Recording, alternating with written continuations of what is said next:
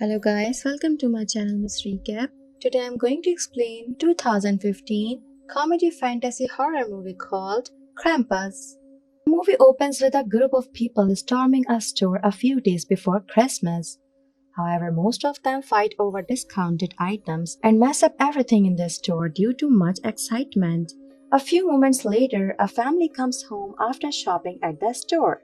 The family includes a boy named Max, his teenage sister Beth, their parents Tom and Sarah, and Tom's mother Omi, who speaks mostly German. Max remains a firm believer in Santa Claus, while the others don't. While Max takes his family to watch Christmas movie or wrap Christmas presents together, Tom, Sarah, and Beth are busy with their own activities. As a result, Max is disappointed, but Omi tries to cheer him up and tells him to write a letter for Santa Claus. Not long after that, Sarah's side of the family also visit their home to celebrate Christmas. The family includes Sarah's sister Linda, Linda's husband Howard, their children Hovey, Stevie, Jordan, and baby Chrissy, Sarah and Linda's cantankerous aunt Dorothy, as well as their bulldog Rosie. Apparently, Max's family does not really like Howard's family visits because they always make trouble all the time. Moreover, Max wants to continue family traditions, but tensions among his relatives sap their Christmas spirit. While they are all having dinner together, Steve and Jordan mock Max for still believing Santa. Not only that, his cousins even read out his letter to Santa. Knowing this, Max immediately fights with them and yells out that he hates his whole family and even Christmas. When he reads his letter for the second time, his father suddenly comes in to comfort him.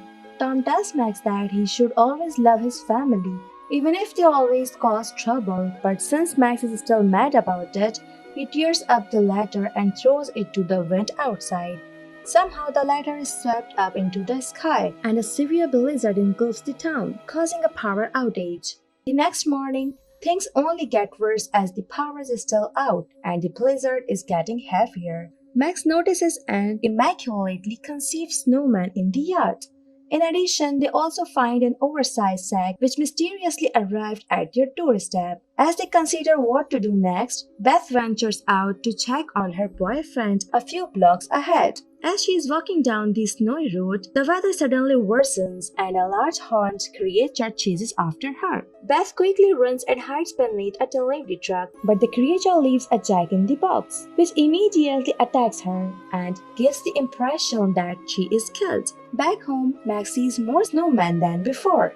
On the other hand, Tom and Sarah stare at the window, thinking about their daughter who is not home yet. Because of that, Tom enlists Howard's help in searching Beth using his car. However, Omi does not want Tom to leave the house as it is unsafe and too dangerous. Regardless, Tom and Howard ventures into the snowy darkness, and the two come across an abandoned snowplow in the middle of the road. Seeing that something bad had attacked the vehicle, Howard takes his gun from his car as a precaution. Arriving at their designated location, the two finds Beth's boyfriend's house in ruins with the chimney split open and large goat-like hoof prints in the house. While returning to the car, Howard is suddenly attacked by an unseen snow monster hidden in snow. Fortunately, Tom manages to save Howard from the monster by shooting it with his gun. After that, they hobble back, only to find that their car was destroyed. This forces them to walk back to the house. Upon arrival, Tom quickly tends to Howard's wound, while the others leads the kids and elderly into the kitchen, so they can discuss what happened just now. But before that, Omi reminds Tom to keep the fire hot. After a long argument, the adults finally agrees with Tom's idea to stay put and board up all the doors and windows. Everybody tries to get some sleep except Howard, who volunteers to stand guard. However, he promptly falls asleep that night, letting the fire die out. Soon, a large hook with a living gingerbread man attached is lowered from the chimney. It then makes a strange sound to lure Hovey to the chimney. After he takes a little bite on the gingerbread man, it comes to life and quickly wraps Hovey to be dragged up the chimney. This causes everyone to wake up and they try to save him. Unluckily, Hovey is eventually wrenched from their grip, despite their best efforts to save him. Furthermore, a fire log is inadvertently kicked aside during their struggle to save Hovey, setting the tree and presents ablaze. Hence, Tom quickly orders Max to put out the fire using a fire extinguisher. At that moment, Omi finally explains that the creature hunting them is Krampus, an ancient demonic spirit who punishes those who have lost the Christmas spirit. Omi recounts that when she was a child, her parents and community lost their spirit due to the hardship of the war in Europe. Having lost hope with her family, she also wished for her parents to be taken away. So at Christmas that year, her wish accidentally summoned Krampus, who comes to take and punish rather than to give and reward. He and his helpers dragged all of her families the underworld. But Omi was left behind and given a bell bauble with his name on it as a reminder of the consequences of losing Christmas spirit. After telling this story, the family remains skeptical, especially for Howard, who intends to find Hovey and Beth on his own. However, he ends up abandoning his plan after seeing so many terrifying snowmen outside as well as some mysterious creatures running around. Afterwards, Tom devises a plan to escape the house to find another shelter. While the briefing is going on, the doorstep gifts start opening themselves, and Max catches a glimpse of Krampus outside. On the other side, Steve and Jordan are heading to the bathroom, but both of them are eventually lured into the attic by Beth's voice. Soon after, the adults downstairs hear them screaming. Tom, Sarah, and Linda quickly go up to investigate, only to find Jordan being eaten by a monstrous clown, the Jack-in-the-Box from before.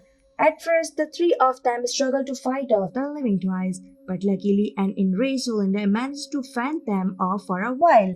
After seeing Steve lying near the monstrous clown, an enraged Linda manages to fend them off for a while after seeing Steve lying near the monstrous clown, who scurries away into the air duct.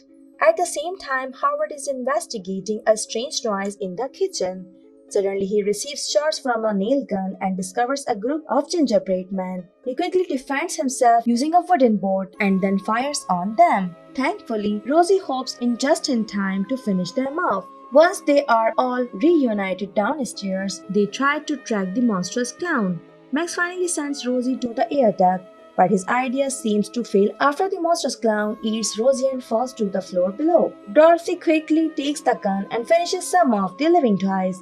But Krampus elves suddenly leap in through a window, taking Dorothy and Chrissy. Desperate to get his kids back, Howard decides to jump on the monstrous clown's back and then disappears after. Just then, the elves also back away after hearing Krampus' howls. Tom decides that all of them should flee to an abandoned snowplow on the streets outside. However, Omi chooses to stay behind to distract Krampus, who quickly emerges from the fireplace. The two have a brief reunion, during which he attacks her with a bag of toys. In the meantime, the group continue their escape, but Tom ends up sacrificing himself to be eaten by the snow monster. Sadly, it also manages to eat Linda and Sarah, leaving Max and Stevie in the snowplow. When they are about to start the engine, Stevie is suddenly captured by the elves. Meanwhile, Krampus confronts Max and gives him a bell bauble wrapped in a piece of his discarded letter as a reminder of the consequences of losing Christmas spirit. Realizing that tearing up the letter was what summoned Krampus there in the first place, Max chases after him and returns the bell bauble, trying to unfinish the loss of his family in exchange. However, Krampus ignores him and the pit of underworld suddenly opens before him. When Stevie is about to be thrown into the underworld, Max begs Krampus to spare her life and offer himself as a sacrifice instead. Unfortunately, Krampus refuses and decides to toss Stevie into the underworld. At that point, Max honestly apologizes for losing his Christmas spirit, although Krampus seems to accept his apology. He ends up tossing Max into the pit. Afterward, Max awakens in his house on Christmas morning. He immediately runs to the window and looks outside to see the joyful atmosphere of Christmas. Max also discovers that his family is still alive and well downstairs, enjoying their normal Christmas rituals. Thus, he thinks that what happened was just a nightmare. He then wraps his Christmas present only to reveal Krampus's bauble. This caused the family to be shown with ominous looks on their faces as their memories of the horrific event slowly return to them. The camera pans out, revealing that they all are stuck inside an eternal Christmas magical snow globe, along with hundreds of others in a vast collection in the underworld. The movie ends here. Thanks for watching. If you like it, so please don't forget to subscribe my channel.